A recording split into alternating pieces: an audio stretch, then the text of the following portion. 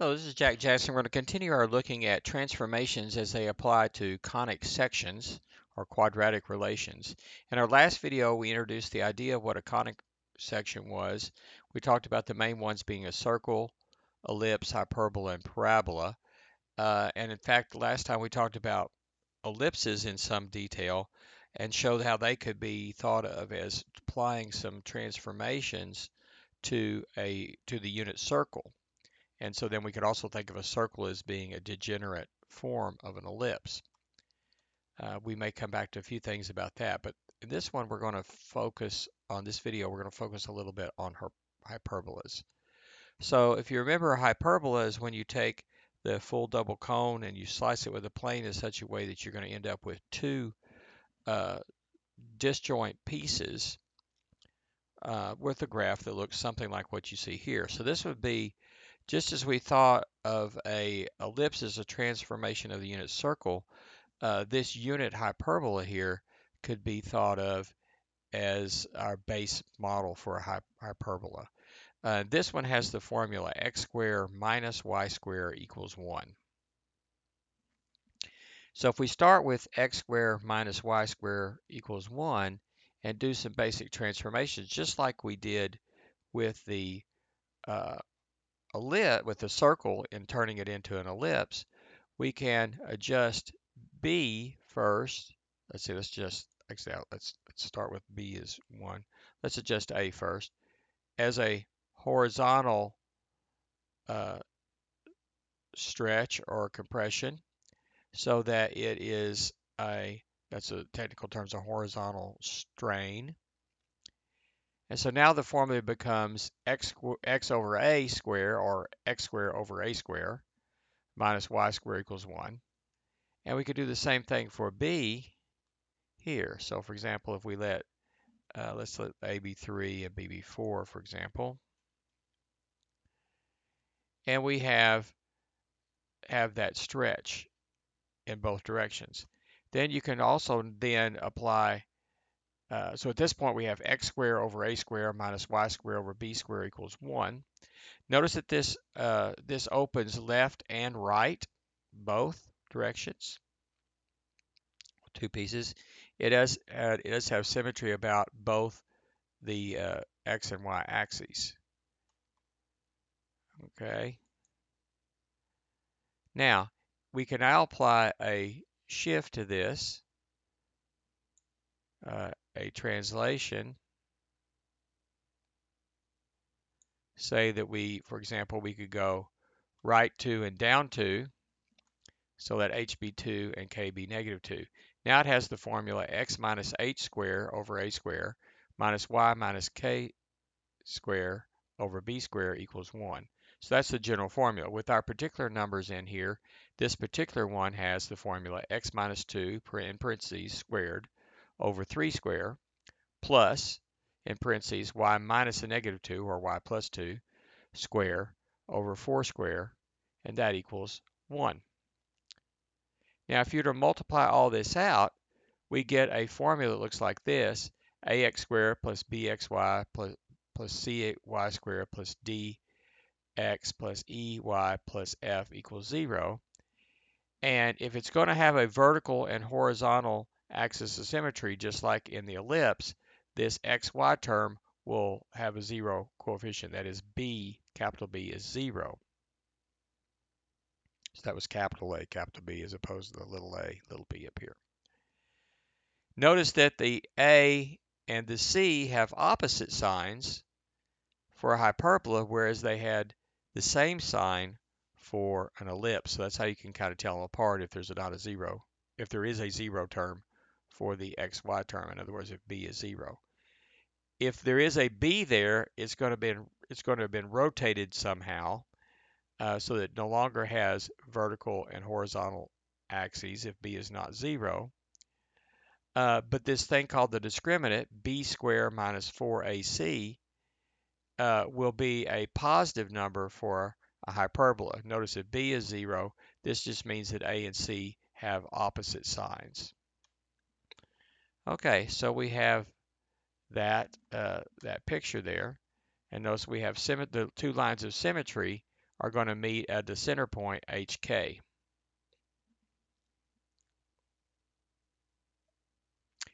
Now, what's interesting about this is that this actually has asymptotes.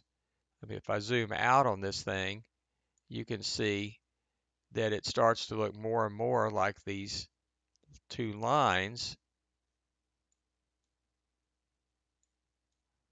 Zoom back in a bit. Okay. Well, where do those two, how can you tell where those two lines are? Well, one of the keys is to use this little reference rectangle.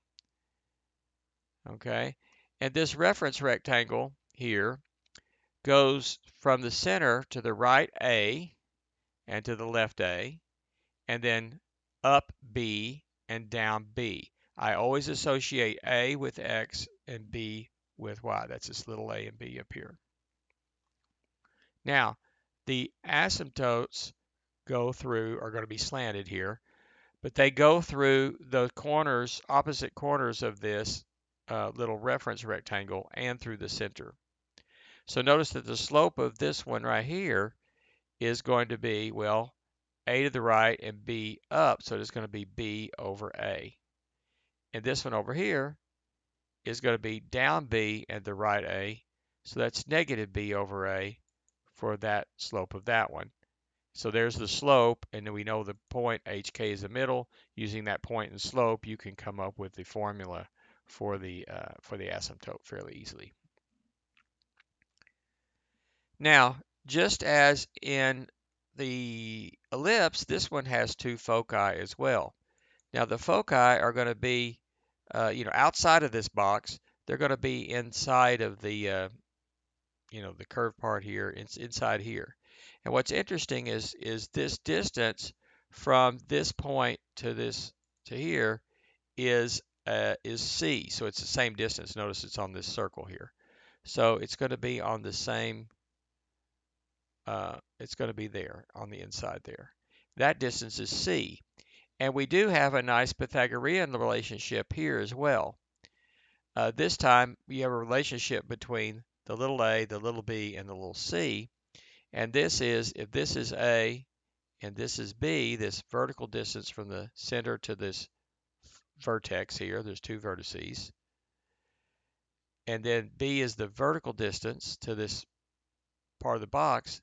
Then this hypotenuse here has distance C. It's the same as the radius of this circle here. Okay, and so that's where the foci are going to be. It does have, so it turns out there's a nice geometric property here. So maybe I want to get rid of a few things, make this a little bit easier to see. So it turns out that if I take this here, it's very similar to the property for an ellipse. An ellipse, if we took a point that's on the curve and found the distance to the two foci and added them up, we got the same number every time. But in this case, we subtract them, take the absolute value, and get the same number every time. So it doesn't matter where we are here. Let's say we're here. See, this is about 9.67. This is about 3.67. If you subtract, you get 6. And no matter where you are along here, notice that the difference is the same number every time. It's 6. Now it won't always be 6 if A and B are different, right? So if I change A or B, now we have a different number. Now it's 12. Okay, but no matter where I put this on here, the sum of those two is the same. There is a nice reflective property here for this as well. If light is coming in toward one focus, it will be reflected off of that such that it would go back toward the other focus. Okay. See, I showed you all of that. Okay. Now, notice that this is let's go back to our unit one where k is 0, h is 0, and let's say this is a is 1 and b is 1. This is our base 1 of x squared minus y squared equals 1. Let's see, I don't need this for the moment. Just get this point out of the way. Okay, so if I took this particular figure and replace switch x and y, that's going to reflect over the line y equals x, and you're going to end up getting y squared minus x squared equals 1, which is this one. And then if we make these similar kinds of changes, you'll see something similar. So let's suppose we make this, let's make this 5, and maybe make this 4, and then I can go ahead and transform it, or say right 1 and down 1. Okay, and I will zoom out. Now let me put the reference rectangle in there and the asymptotes. So notice that, so first of all, zoom out. Notice those asymptotes are the same. Zoom back in.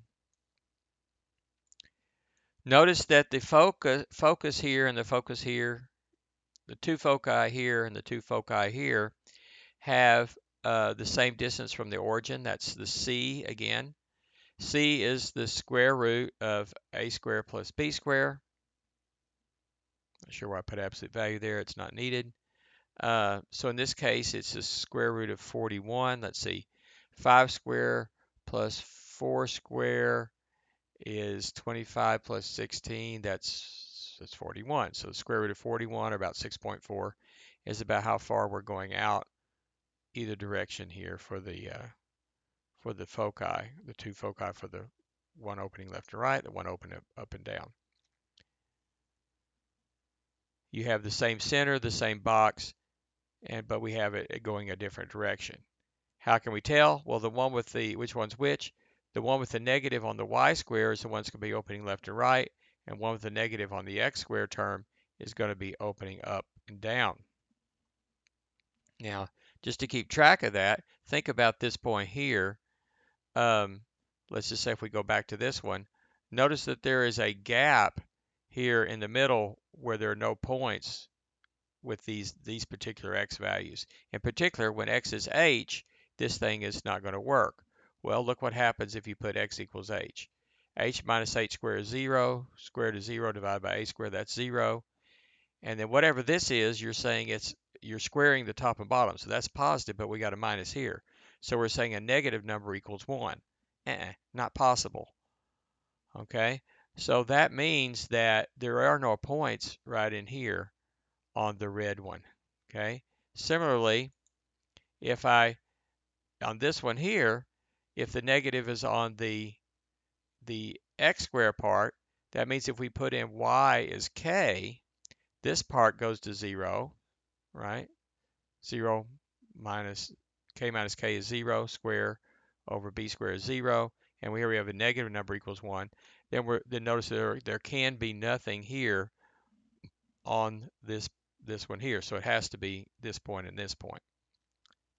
That can kind of help you remember which one opens up and down and which one opens left and right. Then draw this little box, this little rectangle here, this reference rectangle in, and then you know that the vertex there is going to be tangent, is going to be on the center of that side, on center of one of the sides, and the opposite side, and the side will be tangent to the hyperbola at that point. And then just draw in your diagonals by connecting up drawing your asymptotes by connecting up the opposite corners of the rectangle, the diagonals, includes the diagonal, and it goes on out like that. Okay. If we do the eccentricity, which is always c over, well, For the one opening up and down, it's C over B. For the one opening left and right, it is C over A. Uh, in this case, these are not the same, but it is always a number bigger than 1.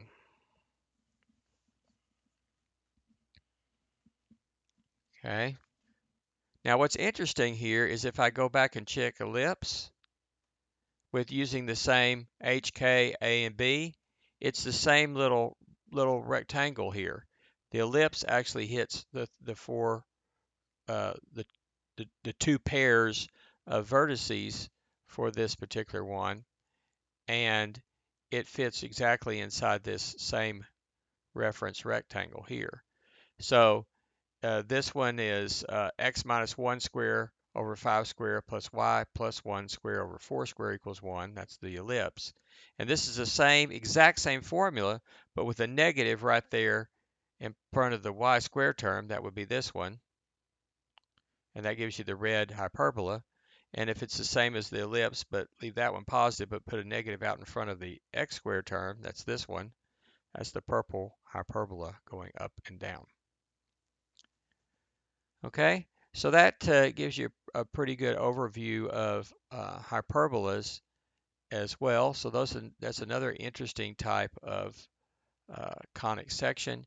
You can kind of see how they're very similar to ellipses in the way that they're set up.